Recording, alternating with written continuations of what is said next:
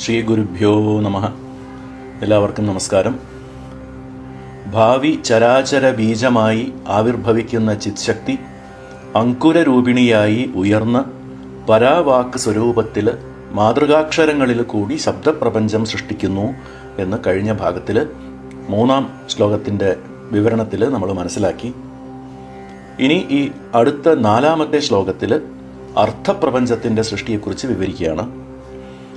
എന്താണ് അർത്ഥപ്രപഞ്ചം എന്ന് വെച്ചാൽ, നേരത്തെ 3-ാമത്തെ ഭാഗത്തിൽ സകല ഭുവനോദയ സ്ഥിതിലയമയ ലീലാവിനോദനോദ്യുക്ത എന്ന ആദ്യത്തെ ശിവപ്രഭാവം വിവരിച്ച സമയത്ത് അർത്ഥപ്രപഞ്ചത്തിലെ 36 തത്വങ്ങളെക്കുറിച്ച് നമ്മൾ ഒരുവിധം വിശദമായി മനസ്സിലാക്കിയതാണ്. അതല്ല ഇവിടെ വീണ്ടും ആവർത്തിക്കുന്നത്. സൃഷ്ടിക്കാനിരിക്കുന്ന അർത്ഥപ്രപഞ്ചം മുഴുവനും തൻ്റെ ഉള്ളിൽ കബളീകൃതം ചെയ്തിരിക്കുന്ന, ഉള്ളിലടക്കിയിരിക്കുന്ന ചിത്ശക്തിയുടെ വൈഭവം ആണ് വിവരിക്കാനിരിക്കുന്നത് ശ്രീകാമകലാവിലാസത്തിലെ ഈ അടുത്ത 4-ാമത്തെ ശ്ലോകത്തിൽ. 4-ാമത്തെ ശ്ലോകം നോക്കാം. പരശിവരവികരനികരേ പ്രതിഫലതി വിമർശ ദർപ്പണേ വിശദേ പ്രതിരുചിരുചിരേ കുട്യേ ചിത്തമയേ നിവിശദേ മഹാബിന്ദു. പദങ്ങളുടെ അർത്ഥം ആദ്യം മനസ്സിലാക്കാം. പരശിവ രവി, പ്രകാശരൂപമായ ശിവമാകുന്ന സൂര്യൻ്റെ കരനികരെ, കിരണങ്ങളുടെ സമൂഹം. നികരം എന്ന് പറഞ്ഞാൽ സമൂഹം, തേജോപുഞ്ചം. വിശദേ വിമർശദർപ്പണേ, നിർമ്മലമായ വിമർശശക്തി സ്വരൂപമായ കണ്ണാടിയിൽ. വിമർശശക്തി, അത് ശ്രദ്ധിക്കണം. വിമർശശക്തി സ്വരൂപമായ കണ്ണാടിയിൽ പ്രതിഫലതി, പ്രതിഫലിക്കുമ്പോൾ, അങ്ങനെ പ്രതിഫലിക്കുന്നത് കൊണ്ട് പ്രതിരുചി, പ്രതിബിംബിക്കുന്ന പ്രകാശത്താൽ, രുചി എന്ന് പറഞ്ഞ പ്രകാശം. രുചിരേ, രുചിരമായിരിക്കുന്ന എന്ന് വെച്ചാൽ രമണീയമായിരിക്കുന്ന, പ്രതിഫലിക്കുന്ന ആ ശിവസൂര്യപ്രകാശത്താൽ മനോഹരമായിരിക്കുന്ന ചിത്തമയേ കുഡ്യേ, ചിത്ബോധ ജ്ഞാനരൂപമായ ഭിത്തിയിൽ, ക്യാൻവസിൽ. കുഡ്യം എന്ന് പറഞ്ഞ ഭിത്തി, ചുമരാണ്. മഹാബിന്ദു, പ്രകാശവിമർശാത്മകമായ അഹം സ്വരൂപ മഹാബിന്ദു നിവിശതേ, പ്രവേശിക്കുന്നു. അതായത് ഇതിൻ്റെ ഒരുമിച്ചുള്ള അർത്ഥം ഇതാണ്. ശ്രീപരമേശ്വരനാകുന്ന സൂര്യൻ്റെ രശ്മിപുഞ്ചം പരാസംവിദ്രൂപ വിമർശശക്തിയായ കണ്ണാടിയിൽ തട്ടി പ്രതിഫലിക്കുമ്പോൾ, എന്ന് വെച്ചാൽ പരശിവരശ്മി പരാശക്തി രശ്മിയിൽ വീഴുമ്പോൾ, പ്രവേശിക്കുമ്പോൾ, ആ 2 രശ്മികളുടെയും സംയോജനം, ശിവശക്തികളുടെ സാമരസ്യ ചമത്കാരം ജഗത് സൃഷ്ടിയായി മഹാബിന്ദു എന്ന രൂപത്തിൽ ചിത് ശക്തിയാകുന്ന ചുമരിൽ വീണ്ടും പ്രതിഫലിക്കുന്നു എന്ന് അർത്ഥം. ഇവിടെ വിശദേ വിമർശദർപ്പണേ, വിശദേ നിർമ്മലമായ എന്നതിൻ്റെ അർത്ഥം അത് പരാസംവിദ് ശക്തിയാണ്, ചിത് ശക്തിയല്ല. പരാസംവിദ് ആകുന്ന ശിവാഭിന്ന വിമർശ ശക്തിയാണ് എന്നതാണ്. പാരമാർത്ഥിക തലത്തിൽ പരശിവത്തിൻ്റെ പരമാനന്ദ സ്വരൂപമായിട്ടുള്ളതാണ് പരാസംവിദ്. പാരമാർത്ഥിക ദശയെ സംബന്ധിച്ചതാണ് അത് എന്നത് വീണ്ടും ഓർക്കണം. പരശിവരശ്മിയും പരാസംവിദ് രശ്മിയും പരസ്പരം യോജിക്കുമ്പോൾ ഉണ്ടാകുന്ന മഹാബിന്ദുവാണ് സംവിദ് രൂപ ചിത് ശക്തി എന്ന് അർത്ഥം. മഹാ ആചാര്യനായ ഗ്രന്ഥകർത്താവ് ശ്ലോകത്തിൽ ഉപയോഗിച്ചിരിക്കുന്ന ഓരോ വാക്കിലും ഒളിഞ്ഞിരിക്കുന്ന സൂക്ഷ്മാർത്ഥം ശരിയായി സ്ഫുരിക്കണമെങ്കിൽ ഗുരുകടാക്ഷം തന്നെ വേണം.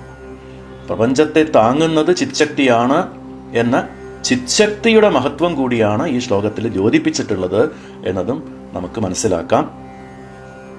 ചിതാത്മഭിത്തൗ അഖിലം ചിത്രം ഉന്മീലയേത് ജഗത് നതത് ജഗത് സംഭവതി ബഹിഃ ക്വചിത് അവസ്ഥിതം. അതായത് ചിത് ആകുന്ന ചുമരിൽ പരമാത്മനായ ശ്രീ പരമേശ്വരൻ വെളിപ്പെടുത്തുന്നതാണ് ഈ പ്രപഞ്ചം. പുറത്ത് മറ്റെവിടെയും ഈ പ്രപഞ്ചത്തിന് നിലനിൽപ്പില്ല എന്ന് ത്രിപുരാരഹസ്യത്തിൽ പറഞ്ഞിരിക്കുകയാണ്. അപ്പോൾ ഈ 4-ാമത്തെ ശ്ലോകത്തിന്റെ വിസ്തരിച്ചുള്ള അർത്ഥം നമുക്കിനി നോക്കാം. ഭാവി ചരാചര ബീജം എന്ന് 2-ാമത്തെ ശ്ലോകത്തിൽ ശക്തിയുടെ വിശേഷണമായി പറഞ്ഞതിന്റെ വിശദീകരണം തന്നെയായിരുന്നു ഇതിനു മുമ്പിലത്തെ 3-ാമത്തെ ശ്ലോകം. ബീജാങ്കുര രൂപിണി എന്ന് അങ്കുരമായി വികസിക്കുന്ന അടുത്ത ഘട്ടമാണ് 3-ാമത്തെ ശ്ലോകത്തിൽ പരാമർശിച്ചിരുന്നത്. ഈ 4-ാമത്തെ ശ്ലോകം ശിവരൂപ വിമർശ നിർമ്മലാദർശ എന്ന ശക്തിതത്വം നോക്കിയപ്പോൾ നമ്മൾ മനസ്സിലാക്കിയ ആ വിശേഷണത്തിന്റെ വിശദീകരണമാണ് എന്ന് പറയാം. എന്ന് വെച്ചാൽ ആ വിശേഷണ നാമത്തിൽ നിന്നും ഫർദറായിട്ട് ഡെവലപ്പ് ചെയ്തിട്ടുള്ള ഒരു തത്വ വിശദീകരണം. ഈ ശ്ലോകത്തിലും അടുത്ത 5, 6, 7-ാമത്തെ ശ്ലോകങ്ങളിലും ഈ മഹാബിന്ദു സ്വരൂപത്തിന്റെ വർണ്ണന തന്നെയാണ്. അതുതന്നെയാണ് കാമകലാ സ്വരൂപ വർണ്ണന എന്ന് പറയുന്നതും. ശ്രീ പരമേശ്വരന്റെ സ്വസ്വരൂപ അവലോകനം കുറിച്ച് പറഞ്ഞിരുന്നു. ശ്രീ പരമേശ്വരന് സ്വാത്മബോധം നൽകുന്നതിനുള്ള നിർമ്മലമായ ഒരു കണ്ണാടി പോലെയാണ് ശ്രീ പരാശക്തി. അതാണ് ശിവരൂപ വിമർശ നിർമ്മലാദർശ എന്നുള്ള വിശേഷണത്തിന്റെ അർത്ഥം. ശക്തിയാകുന്ന ചിത്തിൽ പ്രതിഫലിക്കുന്ന ശിവപ്രകാശ പ്രതിബിംബമാണ് പ്രപഞ്ചം. സമസ്ത പ്രപഞ്ചവും ശ്രീ പരമേശ്വരന്റെ ആത്മരൂപ ദർപ്പണത്തിന്റെ നിർമ്മലമായ തലത്തിൽ പ്രകാശിക്കുന്നു എന്നതാണ് ശൈവ ശാക്തതന്ത്രങ്ങളുടെ പ്രപഞ്ച സൃഷ്ടിയെക്കുറിച്ചുള്ള നിലപാട്. അന്തർവിഭാതി സകലം ജഗദാത്മനീഹ യദ്വത് വിചിത്രരചനാ മുകുരാന്തരാളെ ബോധപരം നിജവിമർശ രസാനുവൃത്യ വിശ്വം പരാമൃശതി നോ മുകുരസ്തധാതു. സാധാരണ ജഡവസ്തുവായ കണ്ണാടിക്ക് അതിൽ പ്രതിഫലിക്കുന്ന രൂപങ്ങളെക്കുറിച്ച് അറിയാൻ കഴിയില്ല. എന്നാൽ പരബോധം സ്വഭാവമായുള്ള ശിവം തന്റെ വിമർശശക്തി രൂപമായ ചമത്കാര രസത്താൽ ചിദ്ദാകുന്ന തന്റെ കണ്ണാടിയിൽ പ്രതിഫലിക്കുന്ന വിചിത്ര പ്രപഞ്ചരൂപത്തെ അറിയുകയും ആസ്വദിക്കുകയും ചെയ്യുന്നു എന്ന് ശ്രീ അഭിനവഗുപ്താചാര്യർ തന്റെ തന്ത്രസാരത്തിൽ പറയുന്നു. ഇതിന് ബിംബ പ്രതിബിംബവാദം എന്നാണ് പറയുക. ആ പ്രതിബിംബം വ്യാവഹാരിക ദശയിലേക്ക്, കോസ്മിക് ഡയമെൻഷനിലേക്ക് കടക്കുന്ന ദ്വാരമായി, പടിവാതിലായി, പോർട്ടൽ എന്ന് പറയുന്ന കവാടമായി ബിന്ദു രൂപപ്പെടുന്നതാണ് അന്തരാർത്ഥമുള്ള ഒരു ദൃഷ്ടാന്തമായി ഇവിടെ വിവരിച്ചിരിക്കുന്നത്. ഇത് ശ്രദ്ധിച്ച് കേൾക്കണം. 4 ഘടകങ്ങളാണ് ഇവിടെ ശ്രീ കാമകലാവിലാസത്തിന്റെ ഈ 4-ാമത്തെ ശ്ലോകത്തിൽ സൂക്ഷ്മാർത്ഥത്തിൽ സൂചിപ്പിച്ചിരിക്കുന്നത്. എന്തൊക്കെയാണ്? പ്രകാശമാത്ര സ്വരൂപമായ ശിവം, ആ ശിവത്തിന്റെ പരമാനന്ദമയമായ പരാസംവിദ് ശക്തി, പ്രതിഫലിക്കുന്ന ചിത്തമയമായ കുഡ്യം ഭിത്തി, പിന്നെ ആ ഭിത്തിയിൽ പ്രതിഫലിക്കുന്ന മഹാബിന്ദു. ഇങ്ങനെ 4 ഘടകങ്ങൾ. ശിവബിന്ദു എന്ന് പറയുന്ന പരശിവമാകുന്ന സൂര്യരശ്മി, പരാസംവിദ് വിമർശശക്തിയാകുന്ന അഴുക്കില്ലാത്ത നിർമ്മലമായ കണ്ണാടിയിൽ പ്രതിഫലിക്കുന്നതായിട്ടാണ് പറഞ്ഞിരിക്കുന്നത്. സാമരസ്യത്തിലുള്ള ശിവശക്തികളായ ഇവരിൽ പ്രകാശബിന്ദു അഥവാ ശിവബിന്ദു വിമർശബിന്ദുവിൽ പ്രവേശിക്കുന്നു എന്നതാണ് ഇവിടെ സൂക്ഷ്മാർത്ഥത്തിൽ മനസ്സിലാക്കേണ്ട തത്വം. ഇപ്പോൾ കണ്ണാടിയുടെ മുമ്പിൽ നേർക്ക് നേരായി ഇരിക്കുമ്പോൾ കണ്ണാടിയിലെ പ്രതിബിംബത്തെ നോക്കുന്ന ആളും നോക്കുന്ന ആളെ കണ്ണാടിയിലെ പ്രതിബിംബവും മാത്രമാണ് പരസ്പരം കാണുക. അതായത് ശിവമാകുന്ന പ്രകാശം തൻ്റെ നേർക്കുള്ള കണ്ണാടിയിൽ നോക്കുമ്പോൾ ശിവപ്രകാശം കണ്ണാടിയിലും പ്രതിബിംബിക്കുന്ന ആ പ്രകാശം ശിവത്തിനു മാത്രമായും കാണപ്പെടുന്നു. ഇതാണ് സ്വസ്വരൂപ അവലോകനം. താൻ ഉള്ളതായി അറിയുന്ന പരശിവത്തിന് തൻ്റെ സ്വരൂപം താൻ തന്നെ അറിയുന്ന ഘട്ടം. അതാണ് ശിവതത്വം എന്ന് പറയപ്പെടുന്ന ഘട്ടം. ശിവതത്വം ആദ്യത്തെ തത്വം. 36 തത്വങ്ങളിൽ ശിവതത്വത്തിനെ നിരൂപിക്കുന്ന ഒരു ദൃഷ്ടാന്തമാണ് ഇത്. പ്രകാശരൂപ ശിവത്തിൻ്റെ അഹം എന്ന സ്വാത്മബോധത്തിൽ തന്നെ ആത്മവിശ്രാന്തിയായി വിമർശരൂപ ശക്തി നിലകൊള്ളുന്നതാണ്. പ്രകാശത്തിൽ വിമർശം വിശ്രമിക്കുന്നതാണ് ഈ ഘട്ടം. അതാണ് പ്രകാശസ്യ ആത്മവിശ്രാന്തി അഹംഭാവോ പ്രകീർത്തിതഃ എന്ന് തന്ത്രങ്ങളിൽ പറഞ്ഞിരിക്കുന്നത്. ശുദ്ധ പ്രമിതിഭാവം എന്ന് പറയും ഇതിനെ. അതായത് ഇവിടെ പരശിവത്തിൻ്റെ ശുദ്ധമായ സ്വാത്മ അഹംബോധം മാത്രമേയുള്ളൂ. ശിവരൂപ വിമർശ നിർമ്മലാദർശ എന്ന 2-ാമത്തെ ശ്ലോകത്തിൽ പറഞ്ഞതിൻ്റെ ഭാവാർത്ഥം ഇതാണ്. പരശിവത്തിൻ്റെ നിജമായ അഹം എന്ന ഭാവം തെളിയിച്ച് കാണിക്കുന്ന നിർമ്മലമായ കണ്ണാടി. എന്നാൽ ഇവിടെ ഈ ശ്ലോകത്തിൽ പറഞ്ഞിട്ടുള്ള പ്രതിഫലനം അടുത്ത പടിയായിട്ട് ഉള്ളതാണ്. ഒരു വീട്ടിൻ്റെ മേൽക്കൂരയിലുള്ള ചെറിയ ഒരു ദ്വാരത്തിൽ കൂടി സൂര്യവെളിച്ചം അകത്തേക്ക് വീഴുമ്പോൾ അതിൻ്റെ നേരെ ഒരു കണ്ണാടി വെച്ചാൽ ആ സൂര്യരശ്മി ചുമരിൻ്റെ മേലെ വീഴുന്നത് എപ്പോഴാണ്? ആ കണ്ണാടി സ്വല്പം ഒന്ന് തിരിക്കുമ്പോൾ, ചെറുതായിട്ട് ഒന്ന് ചെരിച്ച് പിടിക്കുമ്പോൾ അല്ലേ? അതേ ദൃഷ്ടാന്തം തന്നെയാണ് ഇവിടെയും ഉപയുക്തമാകുന്നത്. കണ്ണാടിയുടെ ആ തിരിച്ചിൽ, ആ ടിൽറ്റിംഗ് ആണ് ചിത് ശക്തിയുടെ ആവിർഭാവം എന്ന് പറയുന്ന ശക്തിതത്വം ഉണ്ടാകുന്ന ഘട്ടം. അതാണ് കുഡ്യത്തില് ഭിത്തിയിൽ പ്രതിഫലിക്കുന്നു എന്ന് പറഞ്ഞതിൻ്റെ അർത്ഥം. അപ്പോൾ ഈ പരാസംവിത് ശക്തിയുടെ കുഡ്യം, അതായത് ഭിത്തി എന്ന് പറയുന്നത് ചിത് ശക്തിയാണ്. ചിത് ശക്തി അഥവാ സംവിത് ശക്തി എന്ന് പറഞ്ഞാൽ എന്താണ്, പരാസംവിത് ശക്തി എന്ന് പറഞ്ഞാൽ എന്താണ് എന്നുള്ളതൊക്കെ ഇതിൻ്റെ മുമ്പിലത്തെ ഭാഗങ്ങളിൽ തന്നെ വിശദീകരിച്ചത് ഓർക്കാവുന്നതാണ്. പ്രപഞ്ചദശയിലേക്ക് പ്രവേശിക്കാനുള്ള ഉദ്യമത്തോടുകൂടി പരാശക്തി ഉയരുമ്പോഴാണ് ചിത് ശക്തി എന്ന ഭാവം കൈക്കൊള്ളുന്നത്. അതുകൊണ്ട് ചിത്തമയേ കുഡ്യേ എന്നതിൻ്റെ അർത്ഥം ചിത് ശക്തിയായ ചുമരിൽ വിശ്വസൃഷ്ടിയുടെ പ്രഥമ ബിന്ദു വീഴുന്നു എന്ന് അർത്ഥം. ഇവിടെ ഒരു വസ്തുത ശ്രദ്ധിക്കേണ്ടത് എന്താണെന്ന് വെച്ചാൽ, ഇവിടെ ആ ചുമരും പ്രഥമ ബിന്ദുവും രണ്ടും ചിത് ശക്തി തന്നെയാണ് എന്നതാണ് പ്രത്യേകത. വളരെ സട്ടിലായിട്ടുള്ള സൂക്ഷ്മമായിട്ടുള്ള ദൃഷ്ടാന്തമാണ് ഇത്. നേരിട്ട് ഡയറക്റ്റായി കണ്ണാടിയിൽ പ്രതിഫലിക്കുന്നതിനും കണ്ണാടിയിൽ തട്ടി ചുമരിൽ വീഴുന്നതിനും വ്യത്യാസമുണ്ട്, ഇല്ലേ? ചിത്ശക്തി ഘനീഭവിക്കുന്നതാണ് ചുമരിൽ തട്ടി തെളിയുന്നതായി പറഞ്ഞ ഈ മഹാബിന്ദു. ഇത് ഘനീഭൂത ശക്തി എന്നും ചിത് ഘനം എന്നുമൊക്കെ പറയപ്പെടുന്നു. എന്താണ് ഇതിൻ്റെ അർത്ഥം? എന്താണ് ഈ ഘനം? അനന്ത സൃഷ്ടി സ്ഥിതി സംഹാര ഐക്യമയ മഹാസൃഷ്ടി ശക്തി എന്നാണ് പരാത്രിശിക വിവരണം എന്ന ഗ്രന്ഥത്തിൽ പറയുന്നത്.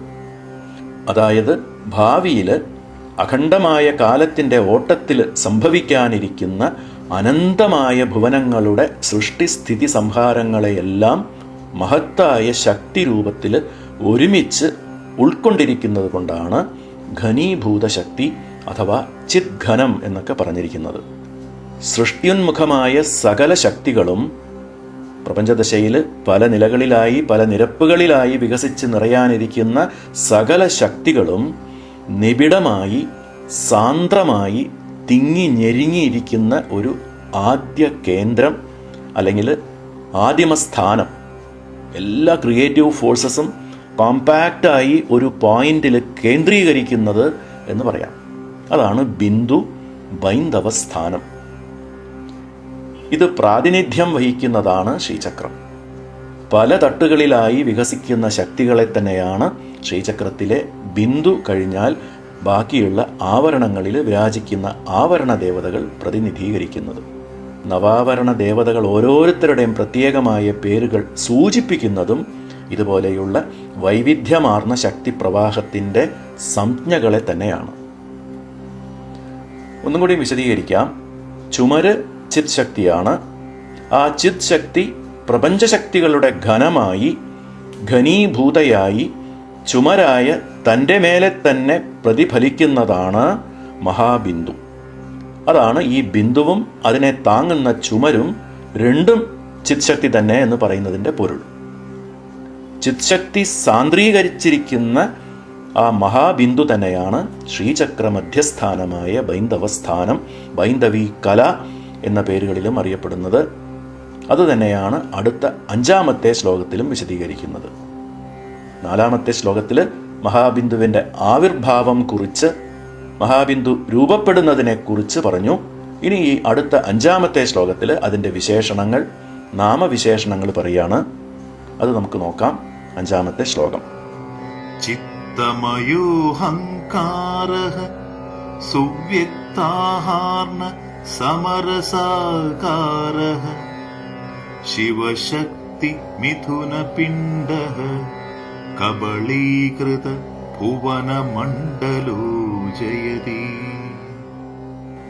ഈ ശ്ലോകത്തിന്റെ ആദ്യ പാദം ചിത്തമയ അഹങ്കാര സുവ്യക്ത അഹ അർണ സമരസ ആകാര എന്ന് വിഗ്രഹിക്കണം. പിന്നെ ശിവശക്തി മിഥുന പിണ്ഡ കബളീകൃത ഭുവനമണ്ഡല ജയതി. പദാർത്ഥം നോക്കാം. ചിത്തമയ അഹങ്കാര, അഹങ്കാര ചിത്തമയ എന്നെടുക്കണം. ശ്രീ പരമേശ്വരന്റെ അഹങ്കാരം, അതായത് പരാഹന്ത എന്ന് പറയുന്ന അഹം ബോധം എങ്ങനെയാണ് ചിത്ശക്തി രൂപമായി വികസിക്കുന്നത് എന്നത് ഇതിൻ്റെ മുമ്പിലത്തെ ശ്ലോക വിവരണത്തിൽ നമ്മൾ മനസ്സിലാക്കിയതാണ്. എന്താണത്? ശിവരവി കിരണം വിമർശമാകുന്ന നിർമ്മല പരാസംവിദ് എന്ന കണ്ണാടിയിൽ വീണ്, ശ്രദ്ധിക്കണം, പരാസംവിദ് എന്ന കണ്ണാടിയിൽ വീണ് സംവിദ് എന്ന ചിത്ശക്തിയാകുന്ന ചുമരിൽ ചിത്ശക്തി സ്വരൂപമായി തന്നെ മഹാബിന്ദുവായി പ്രതിഫലിക്കുന്നു എന്നത്. ചിത്തമയോ അഹങ്കാര.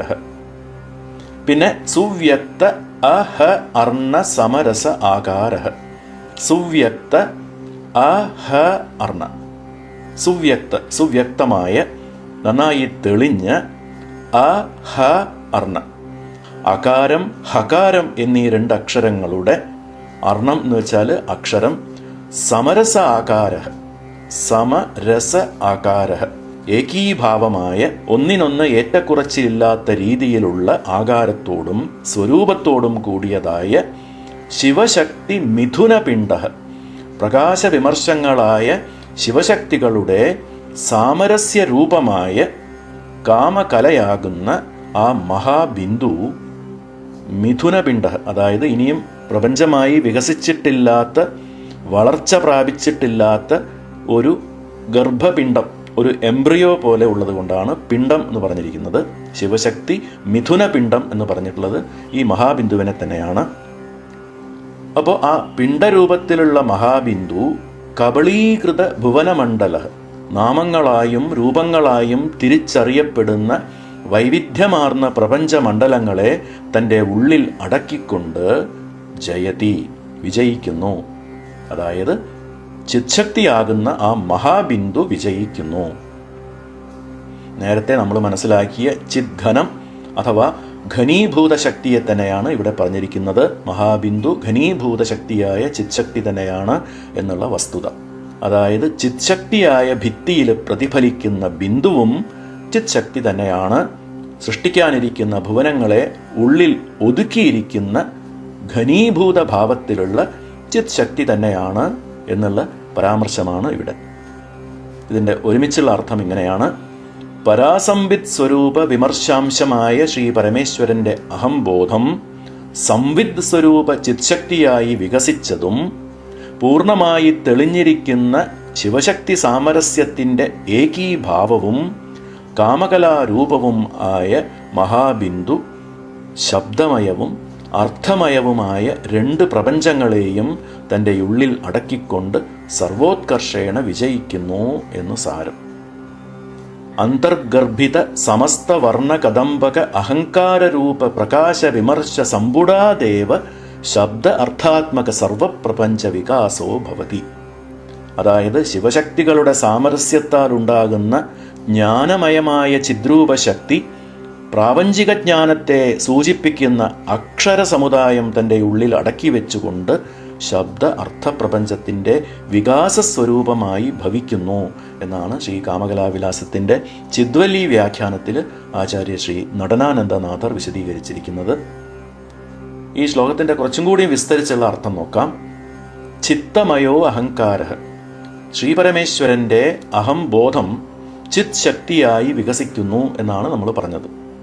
അദ്വയമായ ഭാവത്തിലിരിക്കുന്ന ശിവശക്തികളിൽ വികസിക്കുന്ന ചലനം അഥവാ സ്പന്ദനം സൃഷ്ടിയുടെ വികസനത്തിൽ ചിത്ശക്തിയുടെ കാരണത്താൽ അഹം അഥവാ അഹന്ത എന്ന് പറയുന്ന ഇൻഡിവിജ്വൽ സെൽഫ്, പ്രപഞ്ചദശയിലെ ആത്മാവിന്, ജീവാത്മാവിന് രൂപം കൊടുക്കുന്നു.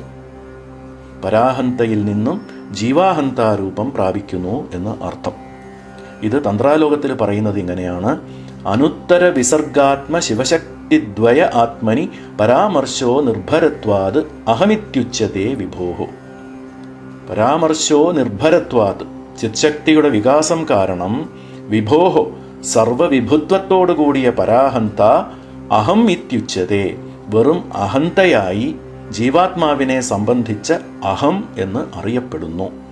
അകാരമാകുന്ന ശിവത്തിൽ നിന്നും ഹകാരമാകുന്ന ചിത് ശക്തിയായുള്ള വികാസത്തില് സർവവിഭുത്വത്തോടും കൂടിയ പരാഹന്ത അഹം എന്ന സങ്കുചിത ഭാവത്തിലേക്ക് എത്തുന്നു. വേദാന്തത്തില് കൂടസ്ഥ ചൈതന്യം എന്ന് പറയുന്ന ഇൻഡിവിജ്വൽ സെൽഫ്, ജീവാത്മാവാണ് ഈ അഹം. പ്രപഞ്ചദശയിൽ എത്തുന്ന ശ്രീ പരമേശ്വരൻ നാനാവിധമുള്ള ജീവജാലങ്ങളായി പശുഭാവം സ്വീകരിക്കുന്നു എന്നതാണ് ശൈവ ശാക്തതന്ത്രങ്ങളുടെ സിദ്ധാന്തം.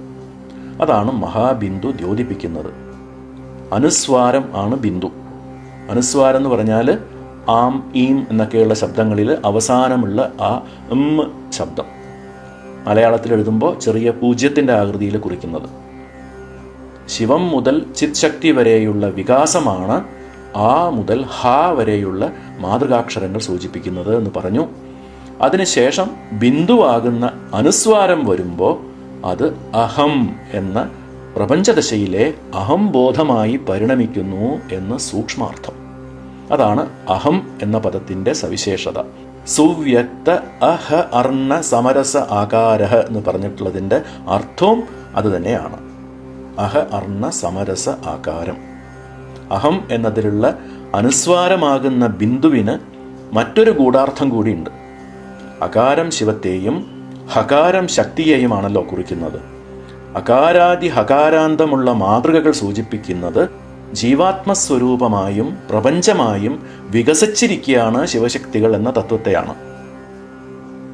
അപ്പോൾ ഒടുവിലുള്ള ആ അനുസ്വാരമാകുന്ന എന്ന ബിന്ദു കുറിക്കുന്നത് എന്തിനെയാണ്? അവിഭാഗ വേദനാത്മക ബിന്ദുരൂപതയാ സ്ഫുരിതം അനുത്തര ഏവ വിശ്രാമ്യതി എന്ന് ക്ഷേമരാജാചാര്യർ തൻ്റെ പ്രത്യഭിജ്ഞാഹൃദയത്തിൽ പറഞ്ഞിരിക്കുന്നു. അതായത് വ്യാവഹാരികമായ ഈ പ്രപഞ്ചദശയിൽ പൂർണ്ണമായി ശിവശക്തികൾ വ്യാപിച്ചിരിക്കുകയാണെങ്കിലും അനുത്തരാവസ്ഥയിൽ നിന്നും അവിഭാജ്യമായി വേർപിരിയാതെ ആത്മവിശ്രാന്തിയിൽ തന്നെ നിലകൊള്ളുന്നു എന്ന തത്വത്തെയാണ് ഈ അഹം എന്നതിലെ അനുസ്വാരം സൂചിപ്പിക്കുന്നത്. കാരണം ബിന്ദുവാകുന്ന അനുസ്വാരം കുറിക്കുന്നത് പൂർണ്ണതയെ ആണ്. പ്രകാശസ്യാത്മവിശ്രാന്തിരഹംഭാവോ ഹി കീർത്തിതഃ ഉക്താസൈവ ച വിശ്രാന്തി സർവാപേക്ഷാ നിരോധതഃ. അതായത് ആപേക്ഷികമായ മറ്റു ബോധങ്ങളെയെല്ലാം ഒഴിവാക്കി നിരോധിച്ച് ഒഴിച്ചു മാറ്റി പ്രകാശരൂപ ശിവത്തിൻ്റെ ഉള്ളിൽ സ്വയം നിലകൊള്ളുന്നതാണ് ആത്മവിശ്രാന്തി എന്ന് പറയുന്ന പരാഹന്ത എന്ന് അജഡപ്രമാതൃസിദ്ധി എന്ന ഗ്രന്ഥത്തിലെ ശ്ലോകത്തെക്കുറിച്ച് ഇതിനു മുമ്പ് 5-ാമത്തെ ഭാഗത്തിൽ 2-ാമത്തെ ശ്ലോകത്തിൻ്റെ അർത്ഥം വിവരിക്കുമ്പോൾ പറഞ്ഞിരുന്നു. ആ പരാഹന്തയെയാണ് അഹം എന്നതിലെ അനുസ്വാരം സൂചിപ്പിക്കുന്നത് എന്ന് സാരം. സുവ്യക്ത ഹാർണ സമരസാകാരഃ എന്നും ഒരു പാഠമുണ്ട്. അതായത് സുവ്യക്തമായ ഹ എന്ന അക്ഷരം, ദീർഘം. ഹ എന്ന് വെച്ചാൽ ഹ പ്ലസ് അ, ഹകാരവും അകാരവും ചേർന്നത്. അതായത് ശക്ത്യക്ഷരമായ ഹകാരവും ശിവാക്ഷരമായ അകാരവും സാമരസ്യത്തിലുള്ളത് എന്നർത്ഥം. ആ ഹ എന്നത് മറ്റൊരു രീതിയിൽ സമരസാകാരത്തിൽ സാമരസ്യത്തിൽ തന്നെയാണ് ഉള്ളത് എന്നത് സൂചിപ്പിക്കുകയാണ് ഈ ഹ എന്ന ദീർഘാക്ഷരം. അടുത്ത വിശേഷണമായി പറഞ്ഞിരിക്കുന്നതാണ് കബളീകൃത ഭുവനമണ്ഡല. പ്രപഞ്ചമായി വികസിക്കുന്നത് ശ്രീ പരമേശ്വരനാണ്. ഈ പ്രപഞ്ചത്തെ ചലിപ്പിക്കുന്നതോ ചിത് ശക്തി രൂപത്തിൽ വികസിച്ചു കൊണ്ടിരിക്കുന്ന ശ്രീ പരാശക്തിയുമാണ്. സൃഷ്ടിക്കാനിരിക്കുന്ന പ്രപഞ്ചമണ്ഡലങ്ങൾ മുഴുവനും വിഴുങ്ങിയിരിക്കുന്നതും ഈ ചിത് ബിന്ദു തന്നെ. കബളീകൃതം എന്ന് വെച്ചാൽ വിഴുങ്ങി ഉള്ളിൽ വെച്ചിരിക്കുന്നു എന്നാണ് അർത്ഥം. ഈ കബളീകരണം അഥവാ ഗർഭീകൃതം ഒരു ചമത്കാരം, ഒരു മാജിക്കൽ വണ്ടർ എന്നാണ് ശ്രീ അഭിനവഗുപ്താചാര്യർ തൻ്റെ പരാത്രിശിക വിവരണത്തിൽ വളരെ മനോഹരമായ വാക്കുകളിൽ ഇങ്ങനെ വിവരിച്ചിരിക്കുന്നത്. തദ് ഗർഭീകാരവശ അവിവാദഘടിത സകലഭൂത ഭുവന ഭാവാദി പ്രപഞ്ച പ്രബോധൈക്യ ചമത്കാര സാര. അതായത് അനിഷേധ്യമായി തൻ്റെ ഉള്ളിൽ അടക്കിയിരിക്കുന്ന ഗർഭീകൃതമായിരിക്കുന്ന പഞ്ചഭൂതങ്ങളുടെയും ഭൂതങ്ങളാൽ ഉണ്ടായ ഭുവനങ്ങളുടെയും കാസ്മോസ് എന്ന് പറയുന്ന ബ്രഹ്മാണ്ഡ മണ്ഡലങ്ങളുടെയും ബോധരൂപം എന്ന് വെച്ചാൽ പ്രാപഞ്ചിക ജ്ഞാനരൂപമായി ബുദ്ധിക്ക് തിരിച്ചറിയാവുന്ന വിധത്തിൽ ബോധം ഉണർത്താനുള്ള അർത്ഥരൂപത്തിലുള്ള നാമങ്ങളെ ഒരുമിച്ച് സ്വരൂപിച്ചിരിക്കുന്ന ചമത്കാരം. പഞ്ചഭൂതാത്മകമായ അർത്ഥപ്രപഞ്ചത്തെയും ആ പ്രപഞ്ച വസ്തുക്കളുടെ നാമങ്ങളാകുന്ന ശബ്ദപ്രപഞ്ചത്തെയും തൻ്റെ ഉള്ളിൽ അടക്കി വച്ചിരിക്കുന്ന, ഗർഭീകൃതമാക്കി വച്ചിരിക്കുന്ന ചിത് ശക്തിയുടെ ചമത്കാരം, പ്രബോധ ഐക്യ ചമത്കാര സാര. ശ്രീവിദ്യോപാസകർ ഇതൊക്കെ നന്നായി കേട്ട് മനസ്സിലാക്കി ഉൾക്കൊണ്ട് നമ്മുടെ ചിത്ശക്തി സ്വരൂപിണിയായ പരദേവതയുടെ ആ വിസ്മയാവഹ വൈഭവം ജപാനന്തരം കുറച്ചു നേരം ആഴത്തിൽ ആലോചിച്ച് ധ്യാനിക്കണം. ശാക്തോപായത്തിലേക്ക് നയിക്കുന്ന മാർഗങ്ങളായിട്ടാണ് ചമത്കാരഭാവ സംസ്മൃതി എന്ന് പറയുന്ന ഇത്തരം ചിന്തനങ്ങളെ ആചാര്യന്മാർ നിർദ്ദേശിച്ചിട്ടുള്ളത്. അപ്പോൾ ശിവശക്തി മിഥുനപിണ്ഡമായിട്ടാണ് ആ ബിന്ദു സ്വരൂപം പറയപ്പെട്ടിരിക്കുന്നത്. ശിവശക്തികളുടെ സാമരസ്യത്തിൽ നിന്നും രൂപം കൊണ്ട് സൂക്ഷ്മ പിണ്ഡരൂപത്തിലുള്ള ഈ മഹാബിന്ദു തന്നെയാണ് കാമകല, ബൈന്ദവീകല എന്നൊക്കെ അറിയപ്പെടുന്നതും അത് ചിത്ശക്തി തന്നെയാണ് എന്നും സാരം. അത് നേരത്തെ തന്നെ പറഞ്ഞിട്ടുള്ളതുമാണ്. അപ്പോൾ മഹാബിന്ദുവിൻ്റെ 3 തരത്തിലുള്ള പ്രഭാവമാണ് ഇവിടെ ഈ ശ്ലോകത്തിൽ പറഞ്ഞിട്ടുള്ളത്. എന്തൊക്കെയാണ്? പാരമാർത്ഥിക തലത്തിലെ പതിയായ ശിവത്തിൻ്റെ പരാഹന്ത പശുഭാവത്തിലുള്ള കൂടസ്ഥ ചൈതന്യമായി പ്രാപഞ്ചിക തലത്തിൽ ജീവാത്മാക്കളുടെ അഹംബോധമായി മാറുന്നതിനെ കുറിക്കുന്നതാണ് ആദ്യത്തെ പ്രഭാവം. ചിത്തമയോ അഹങ്കാര എന്ന് പറഞ്ഞിട്ടുള്ളതിൻ്റെ അർത്ഥം. രണ്ടാമത്തേത്, ഈ മഹാബിന്ദു അകാരം മുതൽ ഹകാരം വരെയുള്ള മാതൃകാക്ഷരങ്ങളെ ഉൾക്കൊണ്ടിരിക്കുന്ന ശബ്ദപ്രപഞ്ചത്തെ പ്രതിനിധീകരിക്കുന്നു എന്നത്. സുവ്യക്ത അഹ അർണ സമരസ ആകാര എന്ന് പറഞ്ഞിരിക്കുന്നത് അതാണ്. മൂന്നാമത്തേത്, സൃഷ്ടിക്കാനിരിക്കുന്ന നാമരൂപാത്മകമായ അർത്ഥപ്രപഞ്ചത്തെ മുഴുവനും ഉള്ളിൽ അടക്കിയിരിക്കുന്നതിനെയും കുറിക്കുന്നു. കബളീകൃത ഭുവനമണ്ഡല എന്ന വിശേഷണം സൂചിപ്പിക്കുന്നത് അതാണ്. മഹത്തായ ഭുവനമണ്ഡലങ്ങളെ മുഴുവനും തൻ്റെ ഉള്ളിൽ അടക്കി വെച്ചിരിക്കുന്നത് കൊണ്ടാണ് അത് മഹാബിന്ദു എന്ന് അറിയപ്പെടുന്നത്. ആ മഹാബിന്ദു തന്നെയാണ് ശിവശക്തി മിഥുന പിണ്ഡം എന്നറിയപ്പെടുന്ന കാമകല. മഹ എന്നുള്ള പദം പിരിച്ചാൽ മ ഇഹ് ആ എന്നുള്ള അക്ഷരങ്ങളാണ് വരുന്നത്, അല്ലേ? എന്ന അനുസ്വാരമാകുന്ന ബിന്ദുവിന് പ്രാധാന്യം നൽകി ആദ്യം വെച്ച് അതിനുശേഷം ഹ ആ എന്നുള്ള ശക്തി ശിവപദങ്ങളെ ചേർക്കുമ്പോൾ മഹ എന്നാകുന്നു. അതുകൊണ്ടാണ് 4ാമത്തെ ശ്ലോകത്തിൽ തന്നെ മഹാബിന്ദു എന്ന് പറഞ്ഞിരിക്കുന്നത്. ഇങ്ങനെ ഒരു സൂക്ഷ്മാർത്ഥം കൂടി കാണാൻ കഴിയും. അകാരം ശിവതത്വം, ഹകാരം ശക്തിതത്വവും ആണല്ലോ. ആ ഹയ്ക്ക് ശേഷം വരുന്ന ബിന്ദു അതാണ് അഹം.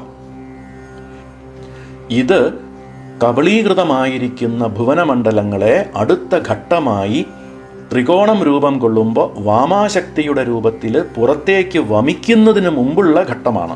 സൃഷ്ടിപ്രധാനമായിട്ടുള്ളതാണ്. അതാണ് അഹം. അതായത് ആദ്യം ശിവതത്വം ഉണ്ടാകുന്നു, പിന്നെ ശക്തിതത്വം, പിന്നെ ബിന്ദു എന്നിങ്ങനെയുള്ള ക്രമത്തിൽ ആ ഹ പിന്നെ ബിന്ദു. എന്നാൽ മഹ എന്നത് സംഹാരപ്രധാനമാണ്.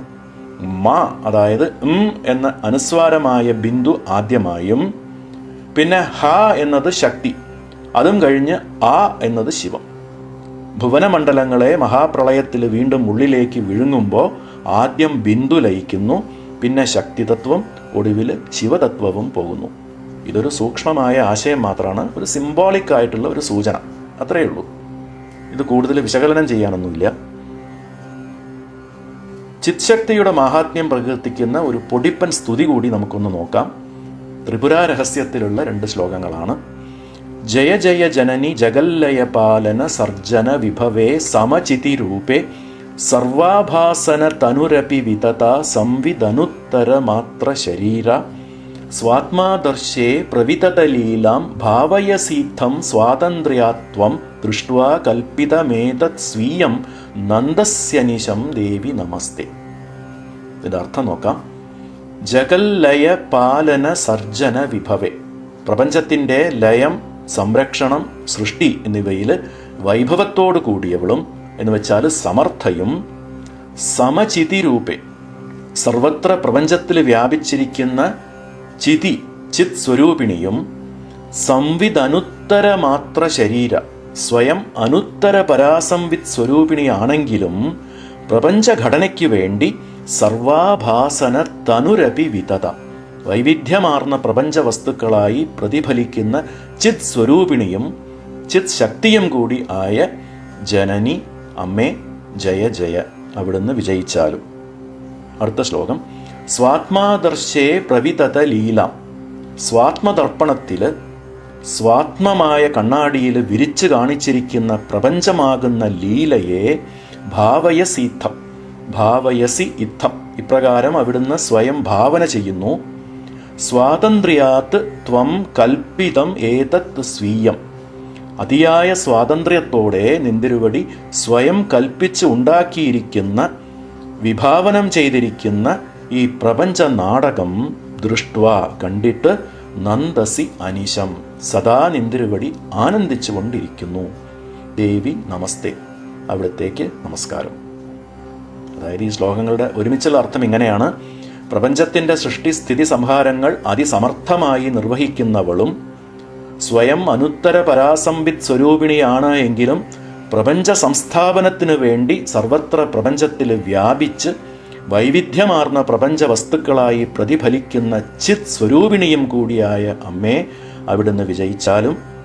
ഇപ്രകാരം നിന്തിരുവടിയുടെ സ്വസ്വരൂപമായ കണ്ണാടിയിൽ സർവസ്വാതന്ത്ര്യത്തോടുകൂടി ഈ പ്രപഞ്ചത്തെ പ്രതിഫലിപ്പിച്ച് കാണിക്കുന്നതായ ഈ നാടകം ഭാവന ചെയ്ത് അത് സ്വയം കണ്ട് ആസ്വദിച്ച് ആനന്ദിക്കുകയും ചെയ്യുന്ന അവിടത്തേക്ക് എൻ്റെ നമസ്കാരം എന്നർത്ഥം. നമ്മൾ ഇതുവരെ മനസ്സിലാക്കിയ ചിത്ശക്തി സിദ്ധാന്തം സംഗ്രഹിച്ചുള്ള ഹൃദ്യമായ സ്തോത്രങ്ങളാണ് ഈ രണ്ടും എന്ന് പറയാം. അടുത്ത 2 ശ്ലോകങ്ങളിലും കൂടി ഇതേ വിഷയം തന്നെയാണ് തുടരുന്നത്. അത് നമുക്ക് അടുത്ത ഭാഗങ്ങളിൽ നോക്കാം. അതുവരെ എല്ലാവർക്കും നന്ദി, നമസ്കാരം.